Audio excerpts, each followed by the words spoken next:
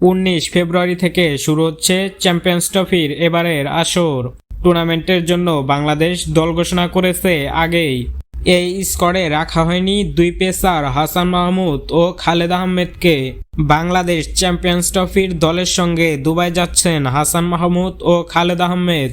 Tournament শুরুর আগে সংযুক্ত আরব আমিরাতে অনুশীলন করবেন বাংলাদেশ দল। তবে সেই অনুশীলনে দলের সঙ্গে যাচ্ছেন হাসান মাহমুদ ও খালেদ আহমেদ। কিন্তু কেন? প্রশ্নটা এ কারণে যে চ্যাম্পিয়ন্স ট্রফির দলে না থাকা সত্ত্বেও তারা কেন দুবাই যাচ্ছেন। আসল খবর হচ্ছে কোয়ালিটি পেসার মোকাবেলা করতেই বিসিবির এমন সিদ্ধান্ত। তবে চ্যাম্পিয়ন্স ট্রফি শুরুর আগেই দুজনে চলে আসবেন দেশে। এ বিষয়ে বিসিবি ক্রিকেট পরিচালনা বিভাগের প্রধান নাজমুল আবেদিন ফাহিম সংবাদ মাধ্যমে বলেছেন, জাতীয় দলের সঙ্গে দুজন পেসার যাবে, হাসান মাহমুদ ও খালেদ আহমেদ। মূলত প্রস্তুতি পর্বে ওরা সাহায্য করবে দলকে। বাংলাদেশের প্রথম ম্যাচের আগে ওরা চলে আসবে সংযুক্ত আরব আমিরাতে। যে কয়দিন অনুশীলন সেখানেই থাকবে ওরা।